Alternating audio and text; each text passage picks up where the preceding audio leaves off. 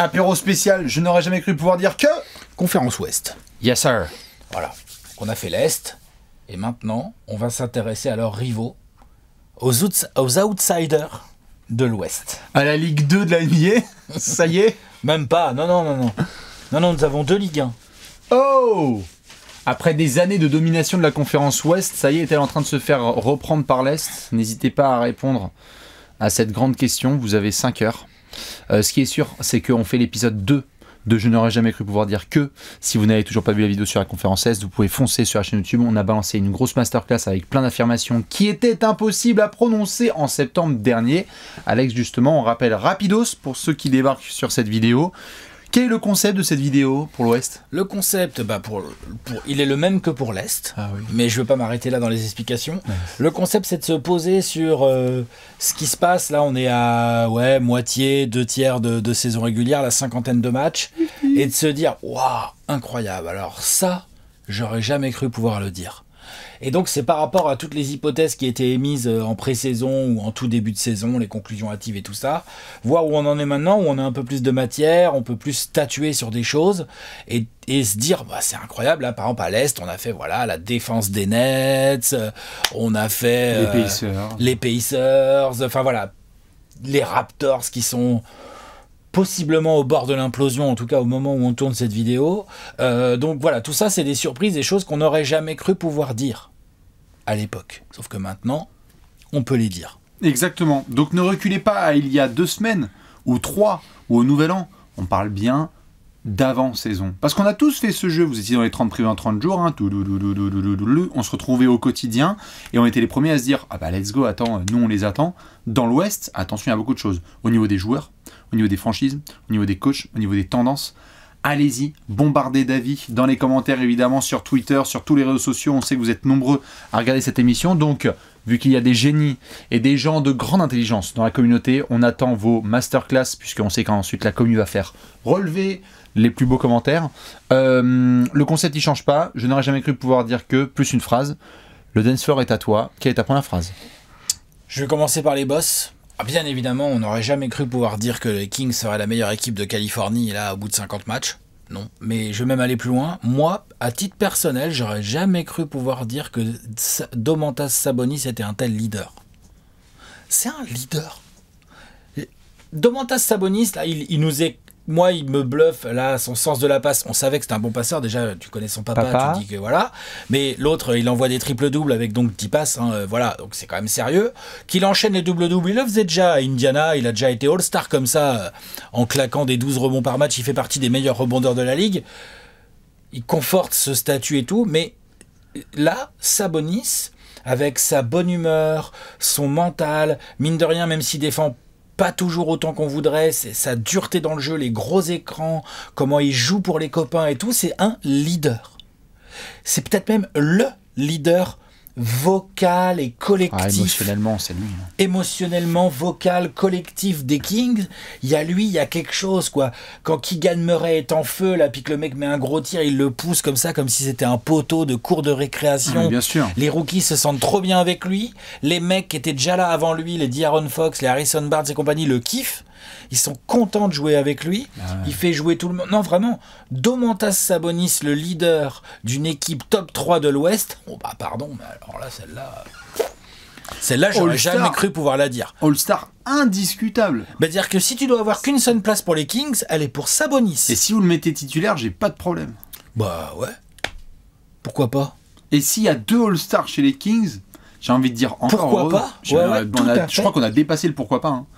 On est quasiment dans le encore heureux. Donc il y a en fait l'avantage aussi de Sabonis, c'est qu'avec la blessure d'Anthony Davis, il a une moins grosse concurrence, je trouve, sur le front de courte, alors que le pauvre De'Aaron Fox, il a des clients là. Il y a un peu de monde qui pousse au portillon. Wow. N'empêche que Sacramento tout à fait est top 3, et pour aller dans le sens de ce que tu disais, quand ton pivot principal hyper rugueux qui se défonce se fait une fracture à la main. Et fait non mais c'est bon, je vais jouer. Tiens, fais voir le PQ Michelin. Ouais.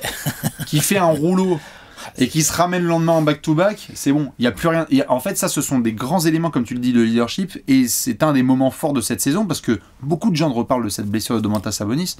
Mais ça, c'est évidemment toute la story qu'il y a autour. Dans le jeu, c'est super. Au pouce de la main droite, hein, pour être tout à fait précis. Tout à fait. Mais donc, c'est dangereux, parce que un écran un peu trop poussé et un doigt qui part dans le maillot, bah, t'en as pour 6 semaines, peut-être à 8 semaines. Ouais. Mais ils le sentent, et ils le sentent que c'est maintenant que ça doit se jouer pour arrêter cette série de 16 saisons de suite sans play-off, tout simplement. Bien sûr. Sans hype. Sans hype, sans play-off, sans continuité.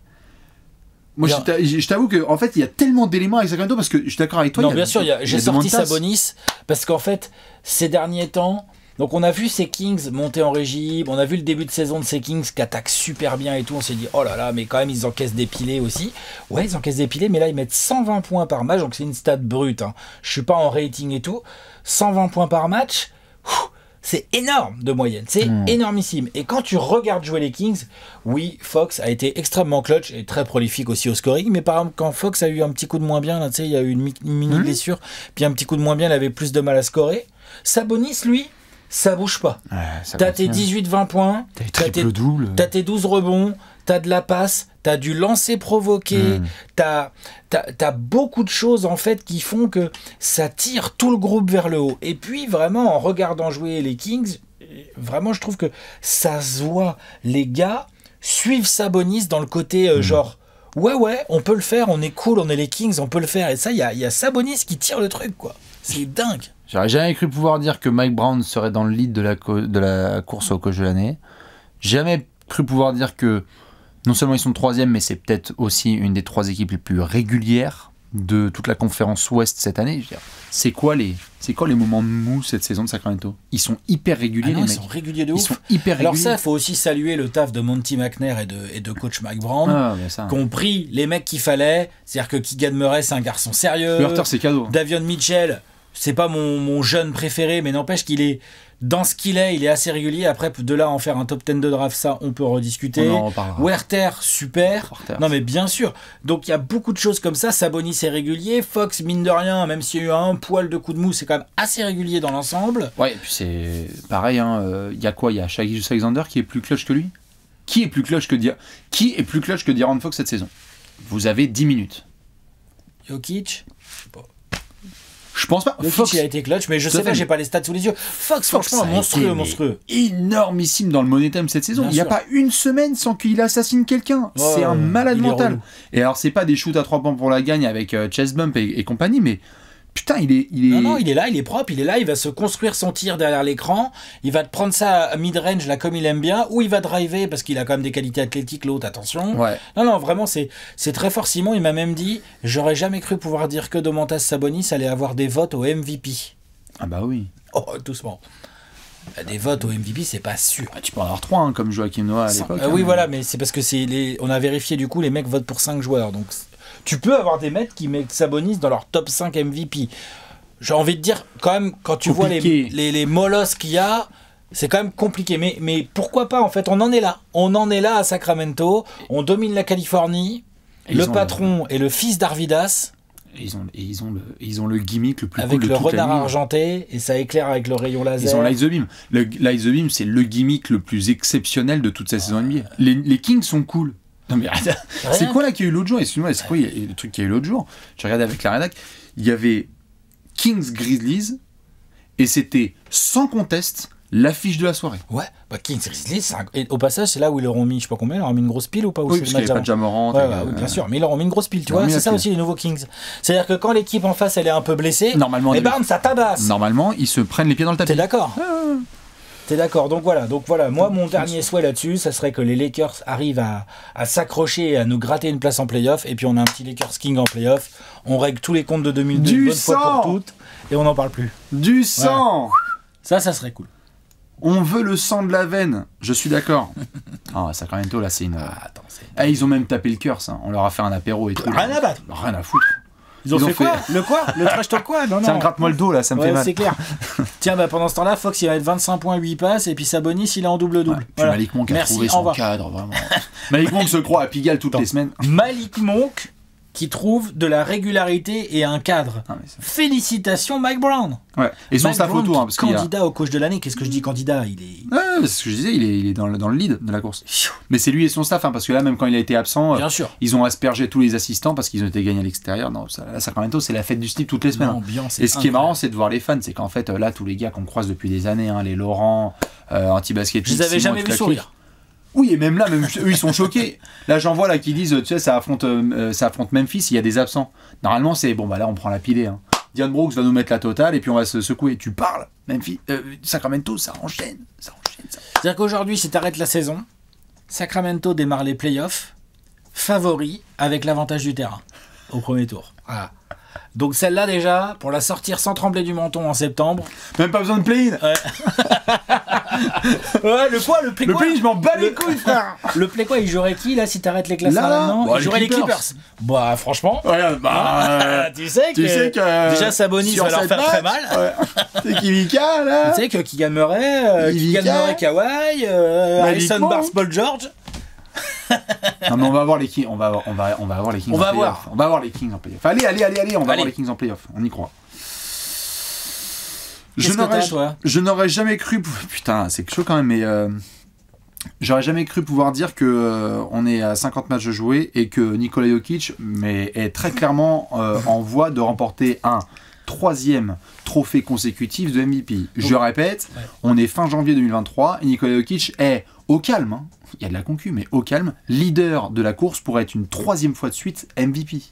Et c'est n'importe quoi. le club est assez restreint puisque c'est un club avec Bill Russell, Wilt Chamberlain et Larry Bird. Voilà. C'est tout le club. Hein. Magic Johnson, non. Michael Jordan, non. Bon, LeBron James, non plus. Shaquille O'Neal, le petit joueur, il en a eu qu'un. Steph. Steph, non. Enfin, tu vois, genre, attends, c'est... Non, mais il est incroyable. Moi, sur les 2 premiers, on en avait parlé avec certains copains, là, notamment les Bulls qui étaient de passage à Paris, CHGO.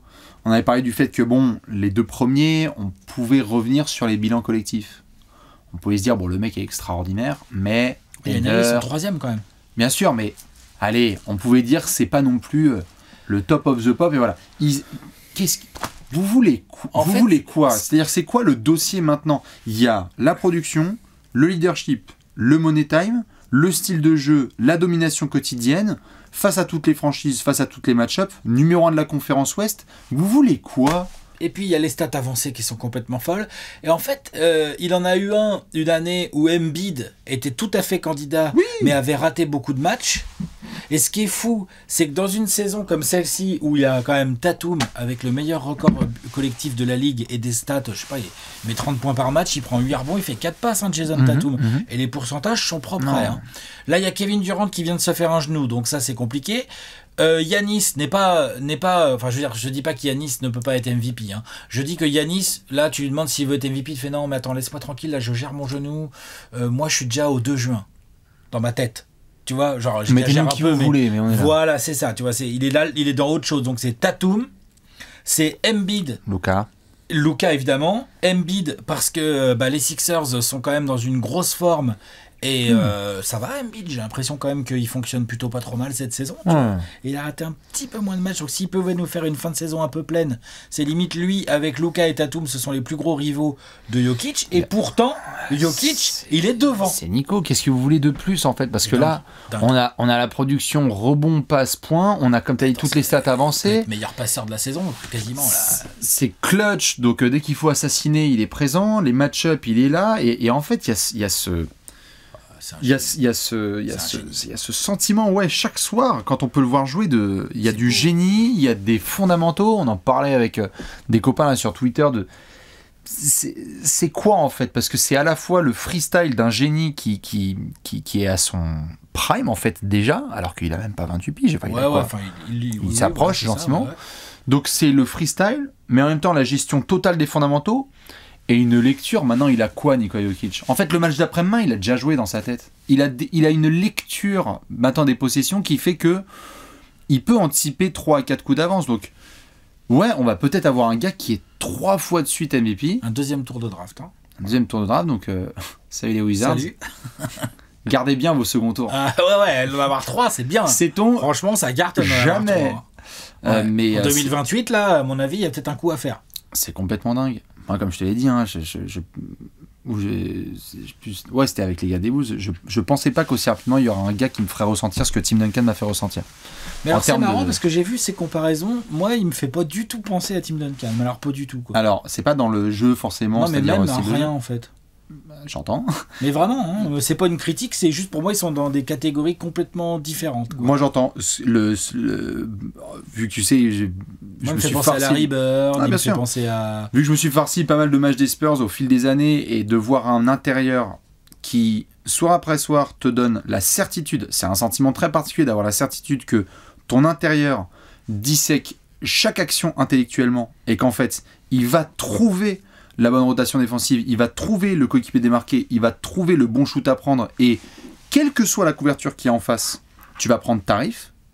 Moi, c'est ce sentiment-là que j'ai. Et c'est pas de la domination, du highlight ou quoi que ce soit, c'est que vraiment, en termes d'assurance des fondamentaux, et je mets de côté le côté génie, hein, c'est pas du style, c'est tous les soirs, Nikola Jokic apporte ça, et c'est pas Giannis qui m'a apporté ça, c'est parce que c'est très différent, c'est pas Embiid, c'est pas les autres garçons qui ont suivi.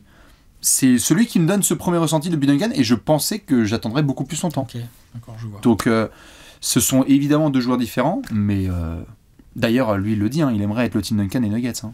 C'est pas moi qui le dis. Il aimerait bien avoir cette espèce de pilier, là, de structure, et il y est, là. Ce qu'il est en train de faire, là, c'est du Duncan 2003. Ah bah, bien sûr. Et même encore plus. Duncan, petit joueur, hein, seulement 2 MVP aussi. Hein. Tu as l'époque des stats. Ouais. Suivante. J'aurais jamais cru pouvoir dire que les Warriors seraient aussi inconsistants et qu'ils me désintéresseraient autant en régulière. Désintéresseraient dans le sens jeu. Les Warriors sont une des équipes que j'ai le plus kiffé regarder ces dernières années.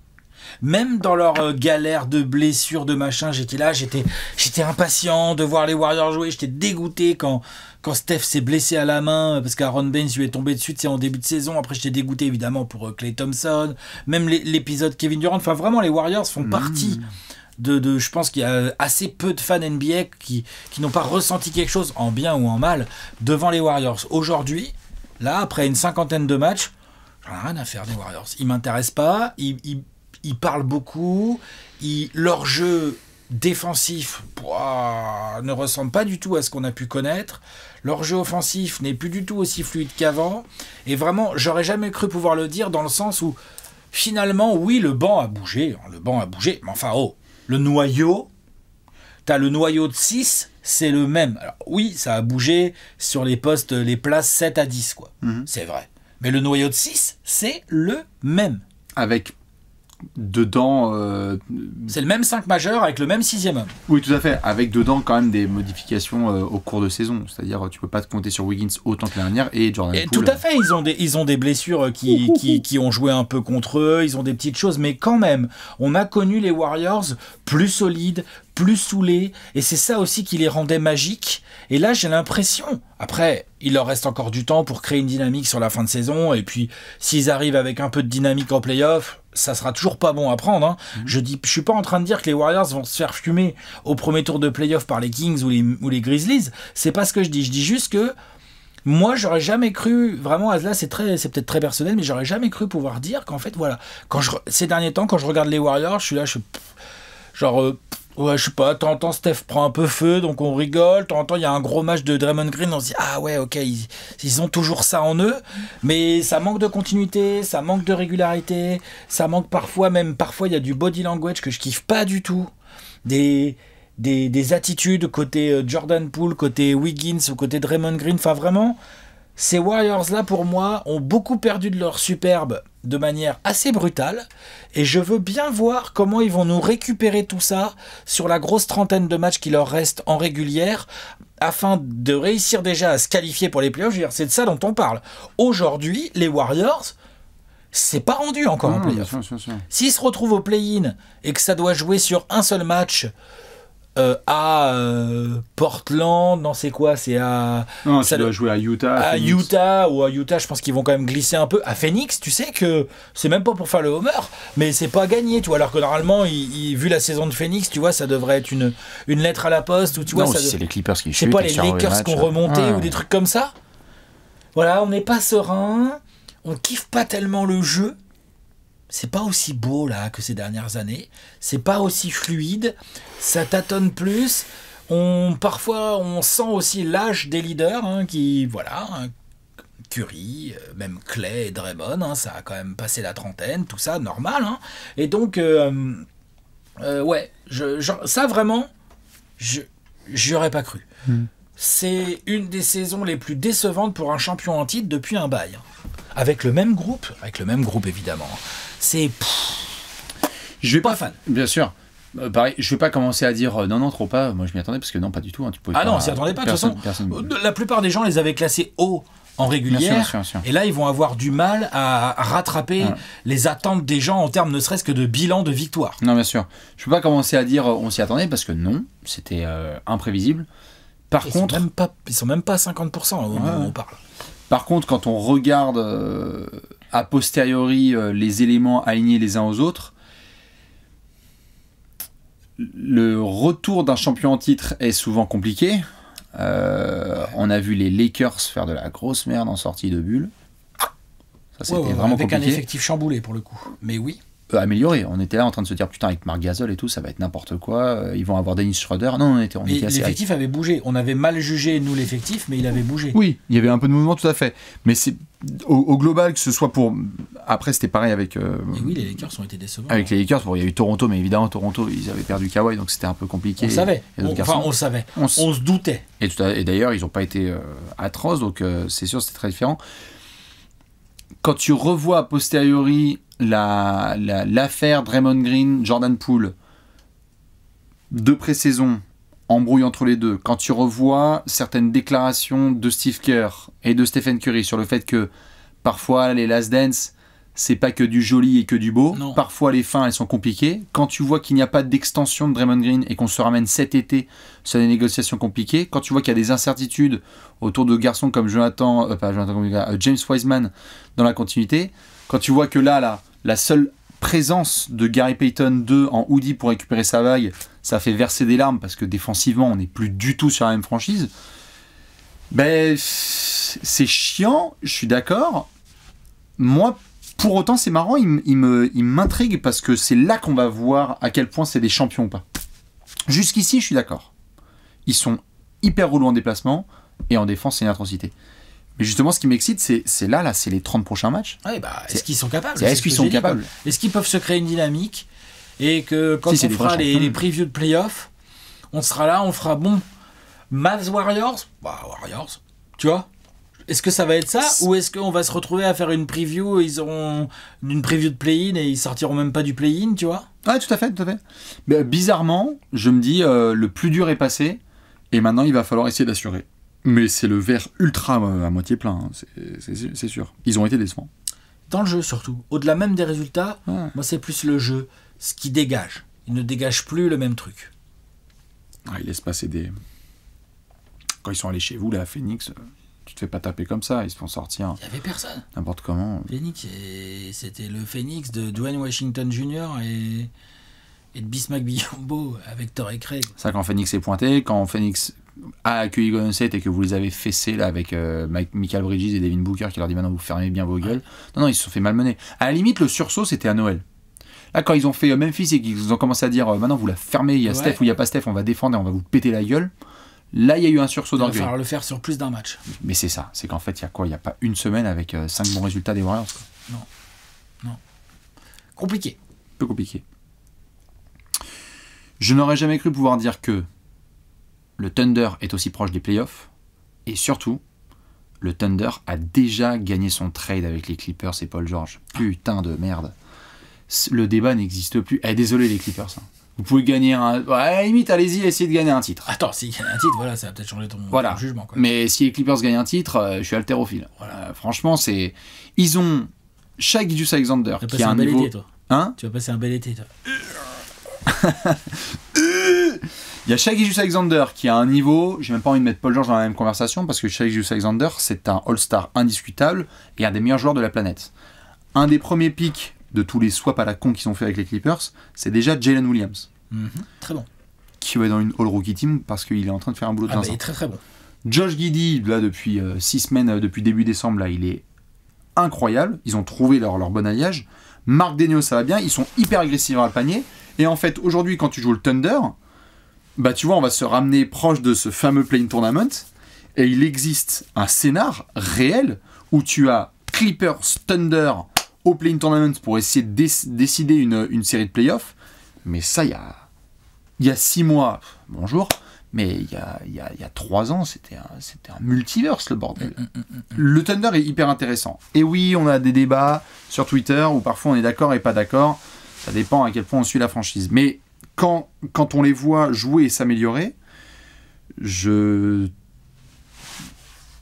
trouve que leur manière de mûrir en cours de saison est hyper intéressante. Ils ont vraiment fait des fins de match. Ça passe des caps à vue d'œil en cours de saison. Chaque semaine, tu les vois tout à fait. Tu vois passer des caps. On a parlé de Lugensdort qui fait pas une très belle saison offensive. Par contre, il gagne des matchs en défense. Ah bah pareil, Isaiah Joe. Isaiah Joe. Merci les Sixers au passage. Merci les Sixers. Ouais. Tout ça pour se retrouver vers une fin de saison qui va être excitante, où tu peux essayer d'avoir un petit peu de hype, mais ajouter ensuite Chet Holmgren, ça fait que on a peut-être une phrase qui va faire plaisir, je pense aux fans d'OKC, mais on a peut-être une phrase qui est que le tanking forcé Sam Presti, où on leur en a mis plein la gueule parce qu'ils sont allés à fond la caisse, ne va peut-être durer que 2 ans. Ouais. Par rapport à des Sixers ou d'autres qui ont fait des années. Ils sont sur les bases effectivement de ça. C'est-à-dire que là, ils sont sur les bases de se battre pour ne pas être dans les loteries piques. Donc ils tapent. Après, il reste pour le coup, comme pour les Warriors, tu vois, eux, le challenge maintenant, ça va être d'entretenir cette dynamique et d'essayer d'arracher un truc. Mais vu comment c'est serré à l'Ouest... Ah bah tout est ouvert. Exactement. Ils tapent nos pronostics de début de saison. On était sur quoi, 23-24 wins, ils y sont. Ils y sont déjà, donc s'ils les dépassent pas, c'est qu'ils vont passer une deuxième partie de saison. C'est qu'on va en apéro dans un an et demi. Bravo pour cette série de défaites. Non, ils vont le tabasser ce prono. Franchement, là il n'y a plus qu'à en fait. C'est super là, pour les fans et pour les joueurs parce qu'il n'y a plus qu'à jouer, continuer à progresser. Toucher du bois pour qu'il n'y ait pas de soucis de blessure, mais t'es pas dans le rush pour la trade deadline. Il n'y a rien à toucher si ce n'est Darius Bazley, mais sinon c'est tout. Sam Presti, quand tu l'entends. Presti, il décide de passer l'accélérateur tout de suite, mais je crois pas trop. Non, là, en tout cas, ce qui ressort, c'est observation. On attend et on essaie de voir à la fin de l'été quand on rajoute Chet Holmgren. Mais tu m'étonnes, le groupe vit bien. Et dans des fins de match serrés face à des gros, Dallas, Miami, etc., parfois ça shake, mais sinon. Non, il y a des bonnes choses. Ouais, c'est clair, c'est bien.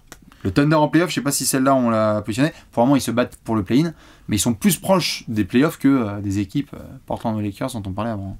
Et puis ils sont même pas si loin que ça du top 6. Hein. Ouais. C'est-à-dire qu'à l'Ouest, évidemment, on pourrait toujours se dire oui, mais attention, Phoenix récupère des joueurs, les Clippers, Kawhi se met un peu en route et tout. Oui, mais en attendant, le Thunder, ils continuent leur bonhomme de chemin. Bravo, Casey. J'aurais jamais cru pouvoir dire que Lauri Markkanen est un All-Star indiscutable. Putain. Voilà. Ça c'est fait. Non mais attends. L'autre, au début de saison, t'es là. Il est en feu, Markkanen. Tiens, on va voir quand est-ce qu'il va commencer à fléchir. Puis nous faire un euro. Euro, en feu début de saison, on se dit ça va fléchir. Que dalle. Je crois qu'on l'a dit, mais on s'est marré. Ouais. Je crois qu'en sortie d'euro, on a fait la preview, on a dit genre, t'as vu, c'est Dirk. En fait, c'est Dirk. C'est Dirk en fait. Ouais, c'est Dirk. Tout à fait. C'est Dirkman. Ouais. Non, mais il y a vraiment quelque chose de très intéressant globalement qui se passe avec plusieurs joueurs du Jazz et Lauri Markkanen en tête. C'est-à-dire que le Jazz aujourd'hui, même si ça commence un peu à subir quelques turbulences, ils sont encore là, dans la bataille pour le play-in, avec quelques vieux briscards, on verra où est Mike Conley dans 3 semaines, mais du Jordan Clarkson, des gars comme ça, Malik Beasley et tout, et Markkanen en tête de pont. C'est ça. Markkanen en tête de pont, il claque des gros matchs, dès qu'une équipe défend pas trop bien sur lui, il envoie 30 points, non c'est vrai, quelques petits trous d'air, ok, mais il est encore bien jeune, il a de la polyvalence sur plusieurs postes, il a un vrai shoot, des qualités athlétiques dont il se sert peut-être même pas assez souvent à mon goût, parce qu'il monte, il est puissant, il pourrait être plus agressif vers le cercle. Parfois il y a des matchs comme ça où je l'ai vu un peu, il se contentait un petit peu trop du côté spot-up shoot, alors qu'en fait finalement, de temps en temps, il pourrait la demander un peu de sous et jouer les mecs avec son petit fade-away, enfin un peu aller tâter de la viande quoi sous le cercle quoi, tu vois, il pourrait hein. Donc non, très impressionné et il va être All-Star. All-Star indiscutable, Lauri Markkanen. Je rebondis sur notamment un jeu qu'avait fait, je crois, Zach Lowe dans un de ses anciens podcasts. Est-ce que tu es prêt? Je te fais un petit jeu juste, en impro total. Attention, contexte différent. Joueur A, 27 points, 48% au tir, 41% à 3 points, 90% au lancer de moyenne. Joueur 2, de points par match. Joueur 1, 28. 26,6 points, 48% au tir, 41% à 3 points, 90% au lancer. Joueur 2, 25 points, 52% au tir, 43% à 3 points, 88% au lancer. Et donc, tu veux que je dise quoi? C'est quoi le jeu? Qui est le joueur 1, qui est le joueur 2? Le joueur 2, c'est Markkanen. Ouais, Je le sais, parce que comme j'ai travaillé mon apéro, je sais qu'il est à 52% au tir. Lauri Markkanen, il est à 52% au tir. Et 40 et quelques pourcents à 3 points. Mais ça, limite, c'est presque le plus impressionnant dans Lauri Markkanen. C'est le bon shooter à 3 points avec des bons spots qui rentrent des tirs, ok. Mais là, il est à 52% au tir, alors qu'il y a pas mal de mid-range. Et justement, c'est pour ça que je dis, j'aimerais le voir en prendre plus. Et ton joueur 1, 26 points par match, avec ces pourcentages-là, je sais pas, c'est genre Booker? Dirk. C'est Dirk. Ah, pardon, d'accord. C'est Dirk époque MVP. Donc Markkanen supérieur à Dirk. Voilà, vous l'avez, la preuve par les chiffres. C'est Dirk époque MVP. Preuve par les chiffres. C'est complètement, évidemment, inflation de la NBA. C'est pas le même bilan collectif. C'est pas les mêmes contextes. Puis Markkanen, les défenses sont encore en train de s'adapter. Si le Jazz va en playoff, je veux bien voir, mais il est capable. Complètement zinzin, Lauri Markkanen, c'est le franchise player du Jazz. Du Jazz qui joue pas du tout Wembanyama. Ah non. Non, mais parce que le Jazz, moi je les avais mis tout en bas. Ah bah oui. Tout en bas avec les Spurs. Ouais. Bon, les Rockets remplissent le job avec une facilité déconcertante. Avec un professionnalisme extraordinaire. Non, mais il est dingue. Il est dingue. Lauri, c'est très très fort. Je n'aurais jamais cru pouvoir dire qu'un Japonais va sauver la saison des Lakers. C'est pas un cuisinier. Oh, attends. Quoi? Bah quoi? Je vois les gens, ils font des blagues tout de suite. Oh là là. Rui Hachimura, tradé aux Lakers. Et si? Alors peut-être. Et si Rui Hachimura nous sauvait la saison des Lakers? Évidemment, on a vu un trade avec Rui Hachimura contre Kendrick Nunn. Bon, la punchline, elle est facile, mais je savais pas quoi dire sur les Lakers, parce que franchement, sur cette saison...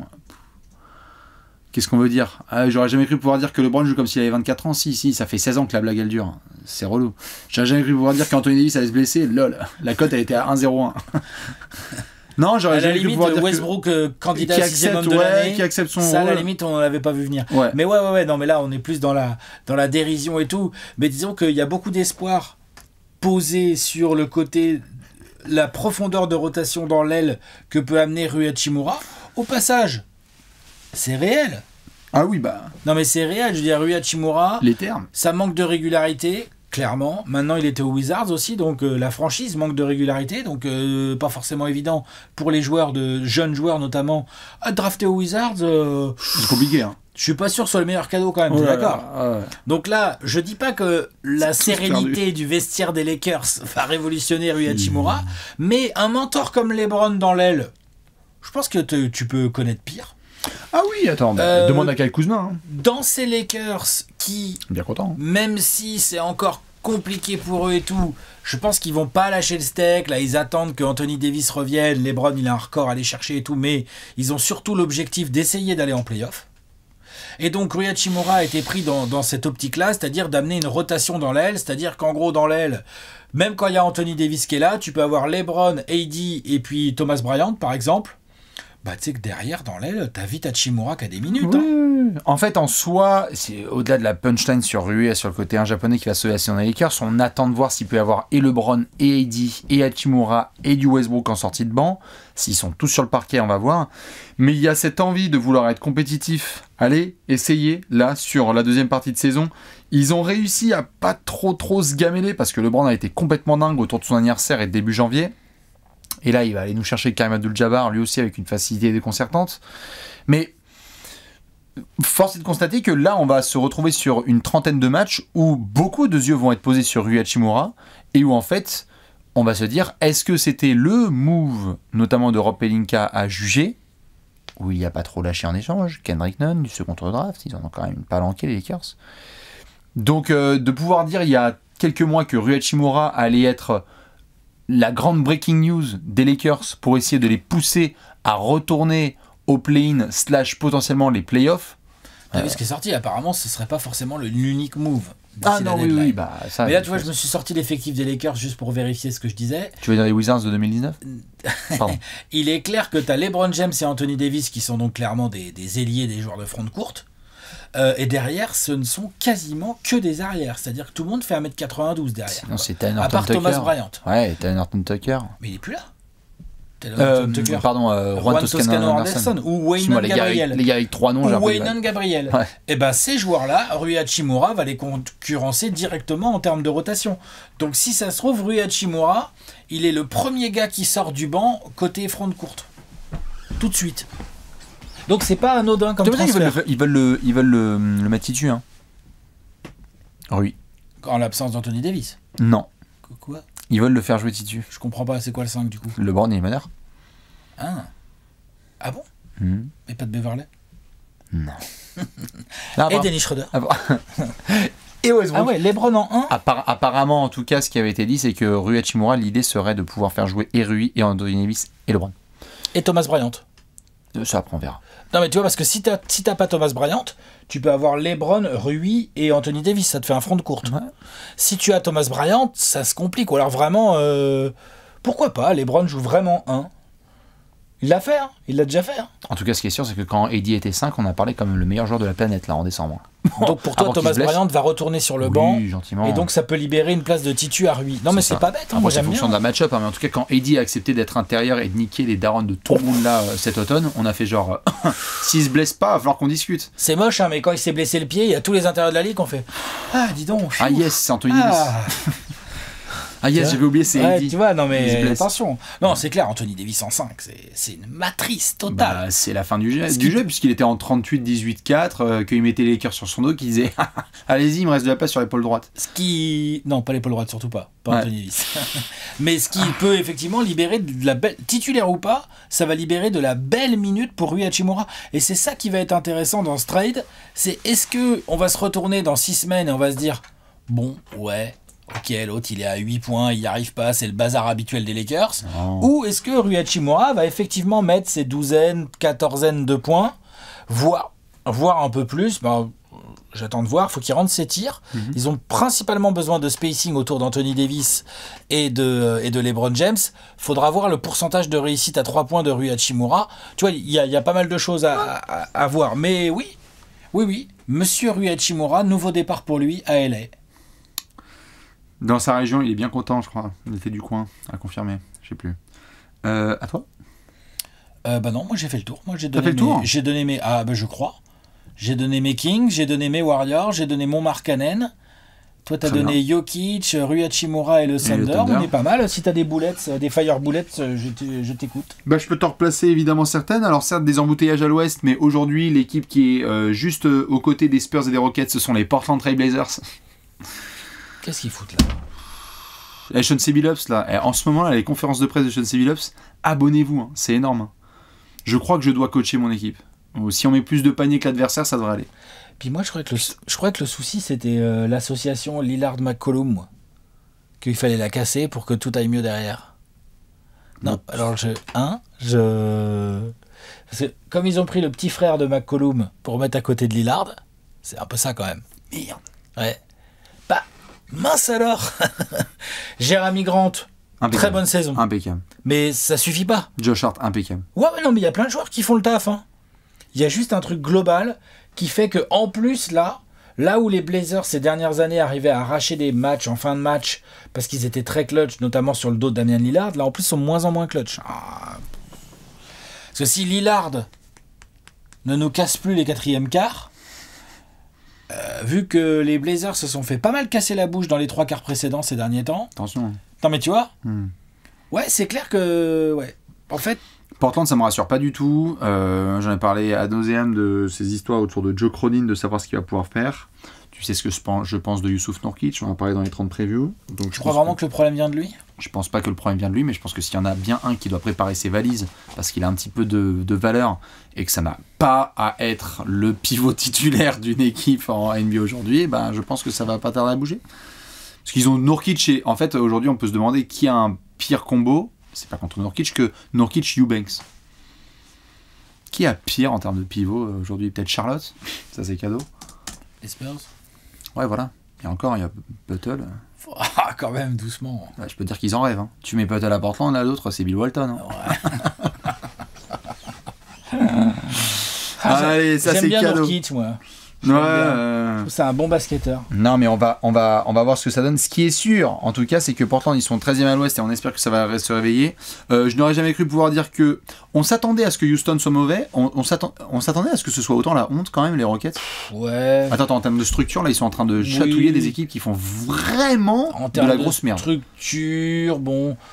Structure vraiment, ou est-ce que c'est pas juste un coach qui n'arrive pas à trouver, et puis ils ont quand même pas mal de jeunes qui m'ont l'air difficiles à gérer. Donc il y a tout un truc à trouver. Est-ce que le talent il est là? Il y a des bons joueurs.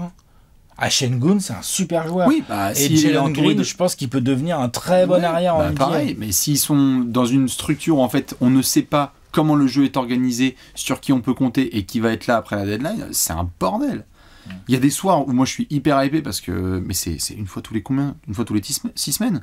Ouais, ils ont bien défendu sur Yanis et ils ont tapé les Wolves, mais putain. Sinon, franchement c'est un putain de centre de loisirs. Moi, ils me font penser aux Sixers il y a quelques années où tu te disais Jahlil Okafor, bon courage. Ça peut être le lieu où tu as des joueurs en fait qui disparaissent. Ah bah ça, faut faire attention.